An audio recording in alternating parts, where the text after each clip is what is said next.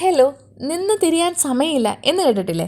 അതുപോലൊരു ദിവസമായിരുന്നു ഇന്നെനിക്ക്. പക്ഷേ എന്നാലും മിയുടെ സ്കൂളിൽ പ്രോഗ്രാം നടന്നപ്പം കാണണമെന്നൊരാഗ്രഹം തോന്നി രാവിലെ തന്നെ പോയി. അവിടെ ചെന്നപ്പോൾ ആട്ടെ ഉച്ച കഴിഞ്ഞാണ് പ്രോഗ്രാം. പിന്നെ ആ നിരാശ മാറണമെങ്കിൽ ഒരു ഷേക്കും കട്ലറ്റും ഉള്ളിൽ ചെല്ലണമെന്ന് തോന്നി. അപ്പം അതും കൂടെ കഴിഞ്ഞ് വീട്ടിൽ വന്നപ്പം നല്ല ഭക്ഷണം ഉണ്ടാക്കി വെച്ചിട്ടായിരുന്നു ഞാൻ പോയത്.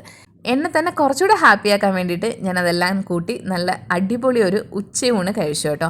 മോരും മീൻകറിയും ചിക്കനും എല്ലാം ഉണ്ടായിരുന്നു. ഇനിയത്തെ പരിപാടി കടകളായ കട മൊത്തം കയറി ഇറങ്ങല. അതിൻ്റെ കാരണം നമ്മുടെ സായു ഉണ്ടല്ലോ, നമ്മുടെ നേരത്തെ വീഡിയോയിൽ കാണിച്ചിട്ടുണ്ട്, അവൻ്റെ ബർത്ത്ഡേ ആണ് വരുന്നത്.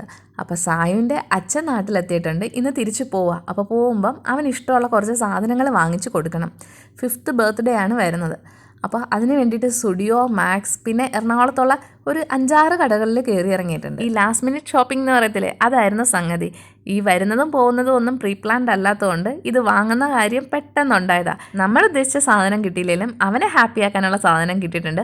അതെല്ലാം പാക്ക് ചെയ്ത് എയർപോർട്ടിൽ അവരെ കൊണ്ടാക്കിയ ശേഷമാണ് നമ്മൾ തിരിച്ചു വരുന്നത്. ഇതിൻ്റെ ലോങ് വീഡിയോ നമ്മുടെ ചാനലിലുണ്ട്, സമയമുണ്ടെങ്കിൽ ഒന്ന് കയറി കാണുക. അപ്പോൾ ബൈ.